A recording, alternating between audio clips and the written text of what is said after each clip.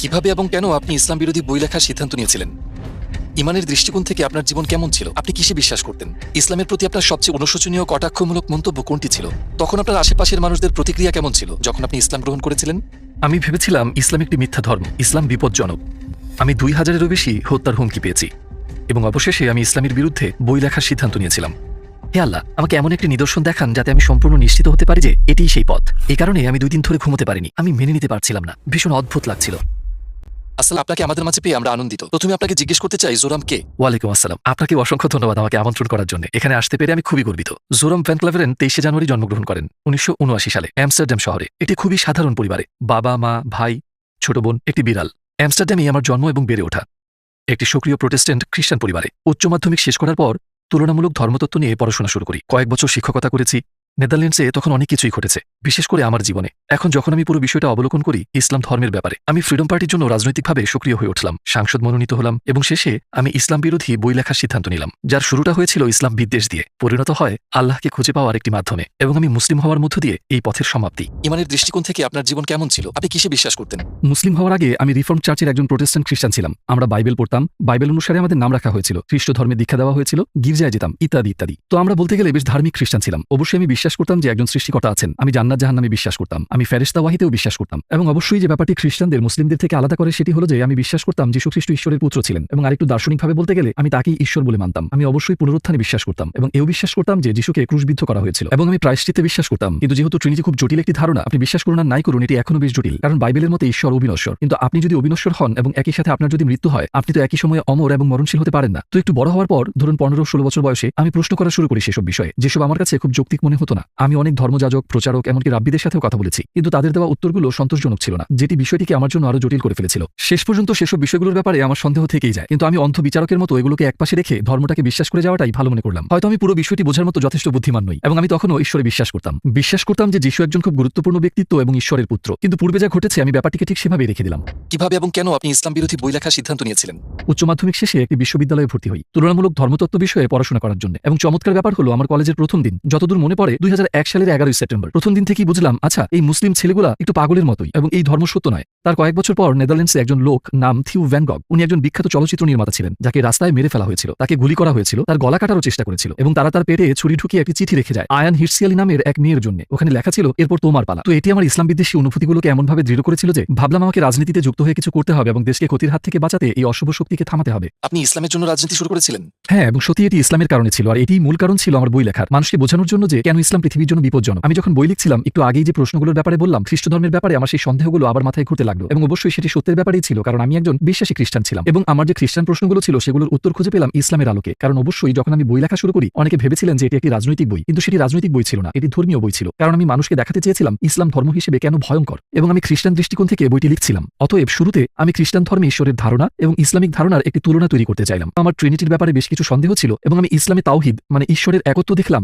হ্যাঁ, এবং সেটি আরো যৌক্তিক মনে হলো। আর তারপর আমি ভাবলাম, বেশ, আমি বাইবেল আবার পড়বো, আরো জানতে, নিজেকে পুনরায় ঝালিয়ে নিতে। আচ্ছা, কেন ইসলামে যে তাওহিদের ধারণা, এক স্রষ্টার ধারণা, সেটি কেন খ্রিস্টান কনসেপ্টে নেই? কিন্তু যখন আমি ওল্ড টেস্টামেন্ট পড়ছিলাম, দেখলাম যে ওল্ড টেস্টামেন্টে রাসূল বারবার বলেছেন এক ঈশ্বর, এক ঈশ্বর, এক ঈশ্বর। আর তারপর আমি ভাবলাম, ঠিক আছে, তাহলে আমি নিউ টেস্টামেন্টেও শুধু যীশু খ্রিস্টের বাণীগুলো দেখি। নিউ টেস্টামেন্টে একটি গল্প ছিল এমন যে কোথাও একজন লোক এসে যীশুকে প্রশ্ন করে, জীবনের সবচেয়ে গুরুত্বপূর্ণ জিনিস কি, আমি কিভাবে স্বর্গ লাভ করব? এবং তিনি বললেন, 2টি জিনিস রয়েছে। তিনি বললেন, হে ইসরায়েল, তোমার ঈশ্বর এক এবং তোমার প্রতিবেশীর সাথে এমন ব্যবহার করো যে ব্যবহার তুমি পেতে চাও। তো আমি ভাবলাম, যীশু খ্রিস্ট নিজেও এখানে স্বীকার করছেন, হে ইসরায়েল, তোমার ঈশ্বর এক। আমি বুঝলাম মুসলমানদের এক ঈশ্বর ভাবনাটি ট্রিনিটির চেয়ে বেশি যুক্তিযুক্ত এবং এই ধারণাটি ওল্ড এবং নিউ টেস্টামেন্টের সাথে সম্পূর্ণ মিলে যাচ্ছে। কিন্তু আমি জানি খ্রিস্ট ধর্ম অন্য কিছু শেখায়, বাইবেলে ঈশ্বর সম্পর্কে যে ধারণা পাওয়া যায় তারা ঠিক তা শেখায় না। তো কয়েক সপ্তাহ গবেষণা করে বেশ কিছু বই পড়ার পর ভাবলাম, ঠিক আছে, হয়তোবা ঈশ্বরের একত্ববাদের ধারণাটি সত্য। তো এভাবেই শুরু হয়েছিল। আপনার গবেষণার জন্য কোন কোন উৎস থেকে সাহায্য নিয়েছিলেন? যেহেতু আমি খানিকটা বিস্মিত ছিলাম, আমি বিভিন্ন কর্তৃপক্ষের কাছে লেখা শুরু করি এই ধর্মীয় বিষয়গুলোর ব্যাপারে। যাদের কাছে জানতে চেয়েছিলাম তাদের মধ্যে একজন ছিলেন শাইখ আব্দুল হাকিম মুরাদ এবং তিনি ক্যামব্রিজ বিশ্ববিদ্যালয়ের একজন অধ্যক্ষ। অবশ্য বিষয়টি একদিক দিয়ে কিছুটা অদ্ভুত, যদিও আমি তখনও রাজনীতির সাথে জড়িত, কিন্তু আমি ইসলাম বিরোধী বই লিখছিলাম, ইসলাম বিরোধী উদ্দেশ্য নিয়ে। আর আমি অন্য দেশের একজন মুসলিম অধ্যক্ষকে অনুরোধ করেছিলাম, আপনি কি আমায় সাহায্য করবেন? আমি অবশ্য বলেছিলাম আমি একটি বই লিখছি এবং আমার মনে অনেক প্রশ্ন রয়েছে। আমি সোজাসুজি তাদের কাছে জানতে চাইলাম কেন ইসলাম সন্ত্রাসবাদ প্রচার করছে, কেন তারা নারী বিদ্বেষী, খ্রিস্টান বিদ্বেষী যে কোনো কিছুর বিরোধিতা করে বেড়ায়। খুব সম্ভবত 6 সপ্তাহ পর তিনি আমাকে বেশ বিস্তৃত একটি ইমেল পাঠান এবং উনি সরাসরি বোঝাতে শুরু করলেন, আমার অনেক প্রশ্নের উত্তর দেন। উনি আরো বললেন, তোমাকে এই আর্টিকেল পড়তে হবে, এই বই পড়তে হবে, সেই বই পড়তে হবে, অমুক ব্যক্তির কাছে যাও। তিনি খুব বিস্তারিতভাবে ব্যাখ্যা করছিলেন সব। কিন্তু সবগুলো বই এবং আর্টিকেল পড়ে শেষ করার পর আমি ওল্ড টেস্টামেন্টে বর্ণিত নবী ও রাসূলদের সাথে মুহাম্মদ সাল্লাল্লাহু আলাইহি ওয়াসাল্লামের সাল্লামের তুলনা করে দেখার চেষ্টা করি। আমার আর কোনো যুক্তি অবশিষ্ট ছিল না এটা দাবি করার জন্য যে বাকিরা রাসূল কিন্তু তিনি নন। আমি চিন্তা করলাম, বেশ, আমি যদি মুসা আলাইহিস সালামকে মেনে নিতে পারি তবে রাসূল সাল্লাল্লাহু আলাইহি ওয়াসাল্লামকে কেন নয়? তাহলে নিশ্চয়ই সেখানে অন্য কারণ থাকবে। আমি ভাবছিলাম কেন আমি তাকে রাসূল বলে মেনে নিতে পারছি না। হয়তো তার অনেকগুলো স্ত্রী ছিল তাই। কিন্তু আবার আমরা যদি সুলাইমান, রাজা দাউদ কিংবা ইব্রাহিম আলাইহিস সালাম প্রমুখদের দেখি, ওল্ড টেস্টামেন্টে এমন আরো অনেক নবী রয়েছেন যাদের একাধিক স্ত্রী ছিল। আর ধর্মগ্রন্থের বাইরে দেখলেও সাংস্কৃতিকভাবে ইউরোপ, আফ্রিকা, এশিয়া সবখানেই বিভিন্ন কারণে মানুষদের একাধিক স্ত্রী ছিল। তো ভাবলাম, বেশ, এটা কোনো যৌক্তিক কারণ হতে পারে না। একের পর এক সব যুক্তি বাদ পড়তে লাগলো। শেষে আমি ভাবলাম আমাকে বলতেই হবে, হয় এদের কেউই রাসূল নন, যা আমার পক্ষে মেনে নেওয়া সম্ভব হচ্ছিল না। কারণ তাদের জীবদ্দশায় যা করেছিলেন, বলেছিলেন যে অলৌকিক ঘটনাগুলো ঘটেছিল ইত্যাদি কারণে তারা যা বলতেন এবং করতেন সে ব্যাপারে নিশ্চিত ছিলেন, কেননা তারা রাসূল। এরপর আমি বললাম, ঠিক আছে, ভালো কথা, তাহলে আমাকে মুহাম্মদ সাল্লাল্লাহু আলাইহি ওয়াসাল্লামকে নবী হিসেবে মেনে নিতে হবে। আমি সন্দেহ করেছিলাম। প্রথমে আমি ভেবেছিলাম যে তিনি আমার জানা ইতিহাসের সবচেয়ে খারাপ মানুষ। পরে ভাবলাম হয়তো উনি অতটা খারাপ নন, কিন্তু তিনি রাসূল নন। শেষে সন্দেহ হতে শুরু করলো তিনি হয়তো একজন রাসূল। হ্যাঁ, অবশ্যই এতটুকু আসতে আমার অনেক বই পড়তে হয়েছে। প্রফেসর আব্দুল হাকিম মুরাদের সবচেয়ে বুদ্ধিমান পরামর্শ ছিল, তিনি বলেছিলেন, আপনি ইসলাম বিরোধী যে বইগুলো পড়ছেন সেগুলো সব অমুসলিমদের হাতে লেখা। তিনি বললেন, যদি আপনি খ্রিস্ট ধর্মের ব্যাপারে জানতে চান তাহলে নাস্তিকদের বই পড়বেন না, আপনি খ্রিস্টান লেখকদের বই দিয়ে শুরু করবেন। কেন তারা এটিতে বিশ্বাস করে, তাদের যুক্তিগুলো কি? আপনাকে ইসলামের বিষয়েও ঠিক একই কাজ করতে হবে। তো আপনি ইসলামের ধর্মীয় শিক্ষক, পণ্ডিত, তাদের বই পড়া শুরু করুন। আর তখন আপনি জানতে পারবেন, যদি আপনি বইগুলোর তুলনা করেন তো একই বিষয় নিয়ে মুসলিম লেখকরা লিখেছেন একভাবে এবং অমুসলিমরা লিখেছে অন্যভাবে। আপনি বুঝতে পারবেন কোথায় তারা ভুল করেছে, কোন জায়গায় তারা শব্দের ভুল ব্যাখ্যা করেছে। কখনো হয়তো না জেনেই তারা ভুল করে ফেলে, কিন্তু যেহেতু তারা বোঝেনি কোথায় কি ভুল হয়েছে বা কোথাও কিছু বাদ পড়েছে কিনা, তো দিন শেষে আপনি দেখবেন ঠিক এসব ভুলভ্রান্তির কারণেই প্রতিদিন নতুন নতুন ধর্ম তৈরি হচ্ছে। আমি তার পরামর্শই অনুসরণ করলাম। আমি রাসূল সাল্লাল্লাহু আলাইহি ওয়াসাল্লামের জীবনী পড়েছি তার কথা মতে। আমি মার্টিন লিংসের the life of the prophet based on the earliest source of Muhammad পড়েছি। মার্টিন ধর্মান্তরিত ব্যক্তি ছিলেন, তো তার দেখানো যুক্তির ধরন, তার লেখার পদ্ধতি সবকিছু আমাকে আকৃষ্ট করেছিল। কারণ কোনো একটি বিষয়ে আমাদের দুজনের চিন্তার ধরন সম্পূর্ণ এক ছিল। বইটি পড়ার পরই প্রথম আমি তাকে একজন সামরিক নেতার দৃষ্টিতে দেখা বন্ধ করি, কারণ আগে তার কথা চিন্তা করলেই মাথায় শুধু যোদ্ধার ছবি ভাসত। কিন্তু বইটি পড়ে আমি তাকে একজন বাবার ভূমিকায় দেখতে পাই, একজন বন্ধু, শিক্ষক ইত্যাদি। তার অনেক চরিত্র আমার সামনে আসে এবং আমি চাইলে অনেক কিছুই বলতে পারি, কিন্তু এটা কখনোই বলতে পারবো না যে তিনি ভালো মানুষ নন। তো তার চরিত্র আমাকে তার ব্যাপারে আরো পড়তে ও জানতে আগ্রহী করে তোলে। আপনার গবেষণায় কোন বিষয়টি আপনাকে অবাক করেছে? হিন্দ বিনতে উদবার গল্পটি আমার জন্য একটা সুইচের মতো ছিল, যা আমাকে পুরোই বদলে দিয়েছে। কারণ আগে আমি ভাবতাম হিন্দ তার শত্রু আবু সুফিয়ানের স্ত্রী ছিল এবং এই হিন্দি হামজা রাদিয়াল্লাহু তাআলা আনহুকে হত্যা করার জন্য টাকা দিয়েছিল। রাসূল সাল্লাল্লাহু আলাইহি ওয়াসাল্লামের অত্যন্ত প্রিয় চাচা ছিলেন তিনি, আর যুদ্ধক্ষেত্রে তাকে হত্যা করা হয়। তারা তার কান কেটে আনন্দ মিছিল করে, তার নাক কেটে ফেলে। সে এক বিভৎস দৃশ্য। রাসূল এসব দেখে খুবই কষ্ট পেয়েছিলেন এবং এর অনেক অনেক বছর পর রাসূল ক্ষমতা অর্জন করলেন, মক্কায় ক্ষমতাসীন হয়ে ফিরে এলেন। সেখানে হিন্দু উপস্থিত ছিল। বইটি পড়ার এই পর্যায়ে এসে ভাবলাম এইবার বুঝি তাকে ক্রুশবিদ্ধ করা হবে বা তার হাত কেটে ফেলা হবে বা এমন কিছু। কিন্তু তিনি বললেন, আমি এখন তার দিকে তাকাতে পারবো না, কিন্তু সবাইকে ক্ষমা করে দেওয়া হলো এবং সে যদি থাকতে চায় তবে মুসলিমদের সাথে থাকতে পারবে, আর না হয় চলে যেতে পারে, কিন্তু এখন থেকে আর কোনো প্রকার রক্তপাত চলবে না। আর আমি ভেবে অবাক হচ্ছিলাম তাকে ক্ষমা করে দেওয়া হয়েছিল। যদি আপনি এমন একজনকে ক্ষমা করতে পারেন যে আপনার প্রাণপ্রিয় চাচাকে হত্যা করেছে, যদি সে তার শরীরের বিভিন্ন অংশ কেটে অন্যদের দেখিয়ে উল্লাস করে, সে আপনাকে আর আপনি যা কিছু প্রচার করছেন সেটাকে অপমান করছে, এটিই প্রকাশ করে আপনি কতটা মহান চরিত্রের অধিকারী। এটি একটি অসাধারণ গুণ, এটি অলৌকিক বিষয় যা আপনি কোথাও খুঁজে পাবেন না। আমি ভাবছিলাম কি অসাধারণ একজন মানুষ তিনি। আর এটি দেখার পর আমার সন্দেহগুলো নিয়ে আমি চিন্তায় পড়ে গেলাম। আমি তার চরিত্র দেখেছি, কিভাবে তিনি অন্যদের সাথে ব্যবহার করেন তা দেখেছি, শত্রুদের প্রতি তার আচরণ কেমন তা দেখেছি। আমার মনে হতে শুরু করে তিনি একজন রাসূল, কিন্তু তারপর আমি ভাবি, ওহ, এটা তো ভয়ঙ্কর, কারণ আমি ইতিমধ্যেই আল্লাহর একত্ববাদ স্বীকার করেছি আর এখন বলছি তিনি একজন রাসূল। যদি আমি আপনাকে বলি আল্লাহ এক এবং মুহাম্মদ তার রাসূল, তাহলে তো এটি প্রায় কালেমা পড়া হয়ে গেল। আমি ভাবলাম এবার থামতে হবে, বইগুলো পড়া বন্ধ করতে হবে। এটি আমাকে ভুল গন্তব্যে নিয়ে যাচ্ছে। তবে অবশ্যই আমি আর আগের মতো ইসলাম বিরোধী ছিলাম না। আমি যা যা পড়েছি, দেখেছি আর আমার অভিজ্ঞতার কারণে এখন আমি আপনাকে যা বলবো হয়তো রূপকথার মতো শোনাবে, কিন্তু এটা সত্যিই ঘটেছিল। আমার টেবিলের উপর সব বইগুলো ছড়িয়ে রাখা। যখন আমার মনে হচ্ছিল যে এটি একরকম কালেমা শাহাদাতি পড়া হয়ে গেল, আমি বিরক্ত হয়ে আপাতত সবগুলো বই সরিয়ে একটা উঁচু তাকে রেখে দিলাম। কিন্তু সেখানে এত বই ছিল যে অনেকগুলো বই তাক থেকে পড়ে গেল। পড়ে যাওয়া বইয়ের সাথে আল কোরআনও পড়ে গেল। আমি যখন বইটি তুললাম, আমার হাত পড়েছিল ঠিক 22 নম্বর সূরার 46 নম্বর আয়াতে, যেখানে লেখা ছিল, প্রকৃতপক্ষে তাদের চোখ অন্ধ নয় বরং তাদের হৃদয় অন্ধ। আমি ভাবলাম, আরে এটি তো আমার আসল সমস্যা, কারণ আমার চোখ নয়, আমি স্পষ্ট দেখতে পারছি। নিজ হাতে যা লিখছি, কেউই আমাকে সেই বই লিখতে জোর করেনি। কি লিখবো সেটাও কেউ বলে দেয়নি, নিজেই লেখা শুরু করেছিলাম। নিজের চোখে সব দেখতে পারছি। আচ্ছা, মানলাম তিনি রাসূল, ঈশ্বর একজন, কিন্তু বিষয়টাকে গ্রহণ করতে পারছিলাম না, কারণ আমার চোখ অন্ধ ছিল না, আমার হৃদয় অন্ধ ছিল। আমি মন থেকে মেনে নিতে পারছিলাম না। আমার মনে হয় আমার নফস বা আমার অহংকারের কারণেই আমার মেনে নিতে কষ্ট হচ্ছিল। তখন আমি বললাম, হে প্রভু, আপনি বাইবেলের ঈশ্বর নাকি কোরআনের আল্লাহ আমি আর পরোয়া করি না, আমাকে শুধু একটি মাত্র ইঙ্গিত দিন যাতে আমি শতভাগ নিশ্চিত হতে পারি এটাই সঠিক পথ। তারপর আমি ঘুমিয়ে পড়লাম, কিন্তু ঘুম থেকে ওঠার পর কেন জানি না মনের মধ্যে খুব শান্তি পাচ্ছিলাম। আমি সত্যিই খুব নিরাপদ বোধ করছিলাম। এর পূর্বে আমি কখনো এতটা শান্তি অনুভব করিনি। পুরো বিষয়টি নিয়ে আমার যে উদ্বিগ্নতা বা সন্দেহ ছিল সূর্যের তাপে তুষারের মতো, তা আমার মন থেকে পুরো উধাও হয়ে গেল। আমি ভাবলাম আমি মনে হয় মুসলমান হয়ে গেছি, তো এখন সবাইকে বিষয়টি জানানোর পালা। আপনার আশেপাশের লোকজনের প্রতিক্রিয়া কেমন ছিল যখন আপনি মুসলিম হয়ে গেলেন? আশেপাশের লোকজনের প্রতিক্রিয়া কেমন ছিল যখন আপনি মুসলিম হয়ে গেলেন? বেশিরভাগের প্রতিক্রিয়াই নেতিবাচক ছিল। অবশ্যই অনেকের জন্য, বিশেষ করে কিছু নিকটাত্মীয়কে এটি একটু বেশি অবাক করে দিয়েছিল। তারা যখন সংবাদ মাধ্যম থেকে বিষয়টি জানতে পারে, আমি আমার মাকে যখন জানালাম, তিনি কাঁদতে শুরু করলেন। আর আমার স্ত্রী বেশ সহানুভূতিশীল ছিল এই ব্যাপারে। সে বলল, যদি তুমি ইসলামে বিশ্বাস করো এবং সেটি যদি তোমার অন্তরে থাকে, আমি কিছু বলার কে। আমার পুরনো অফিসের কিছু লোক বেশ আক্রমণাত্মক হয়ে গিয়েছিল তখন। আমি 2000-এর চেয়েও বেশি হত্যার হুমকি পেয়েছি, এমনকি তাদের থেকেও যারা একসময় আমাকে সমর্থন করত, যারা আমাকে ভোট দিয়েছিল। মানুষজন অনেক আজে বাজে কথা শুনিয়েছে আমাকে। তোমার স্ত্রীকে ধর্ষণ করবো, তোমার তোমাকে গুলি করব, আমরা জানি তোমার সন্তানেরা কোন স্কুলে যায়, এমন অনেক কিছু। সেগুলোর বেশিরভাগই অবশ্য অর্থহীন কথা ছিল, কারণ পাগল লোকজন কম্পিউটারে বসে অনলাইনে লিখছে সেগুলো। তো তখন একটু এলোমেলো সময় চলছিল। আমার আগের চাকরিটা ছেড়ে দিতে হয়েছিল অবশ্যই, কারণ সেটি একটি খ্রিস্টান সংগঠন ছিল। দলনেতাকে বিষয়টি বলার পর সে বলল, আমি সত্যি বিশ্বাস করতে পারছি না। আমি তোমার মাঝে কিছুটা পরিবর্তন খেয়াল করেছিলাম অবশ্য, যখন তুমি একটি বিষয় নিয়ে রেডিওতে কথা বলছিলে। তোমাকে তখন ইসলামের ব্যাপারে আগের চেয়ে কিছুটা নমনীয় মনে হয়েছিল, আগের মতো তেমন কঠোর ছিল না। কিন্তু তুমি মুসলিম হয়ে যাওয়াটা, আমি বললাম হ্যাঁ আমি মুসলিম হয়েছি। সে বলল, আমি বিষয়টা চিন্তা করেই 2 দিন ঘুমোতে পারিনি। আমি কোনোভাবেই মেনে নিতে পারছিলাম না, এটা খুবই অদ্ভুত ছিল। কিন্তু সবচেয়ে কঠিন হয়ে দাঁড়ালো আমার নানাকে বিষয়টি জানানো, কারণ আমার নানা তখন প্রায় মৃত্যু মুখে। তার বয়স 93-94 এর আশেপাশে তখন। তোমার নানাকে এ কথা তোমার নিজেকেই বলতে হবে। আমি বললাম ঠিক আছে, কিন্তু তোমাকে আমার সাথে আসতে হবে, কারণ তিনি আমার ঢালের মতো ছিলেন। আর আমি সেখানে গিয়ে বললাম, নানা আমি মুসলিম হয়ে গিয়েছি। শুনে তিনি তার চোখ বন্ধ করলেন। আমি ভাবলাম তার নিঃশ্বাস বন্ধ হয়ে গিয়েছে কিনা, যেহেতু তার বয়স হয়েছে অনেক। সত্যিই কিছুক্ষণ তার নিঃশ্বাস বন্ধ ছিল, তারপর তিনি আবার শ্বাস নেওয়া শুরু করলেন আর আমার দিকে তাকিয়ে বললেন, অন্তত তুমি ক্যাথলিক তো হয়ে যাওনি।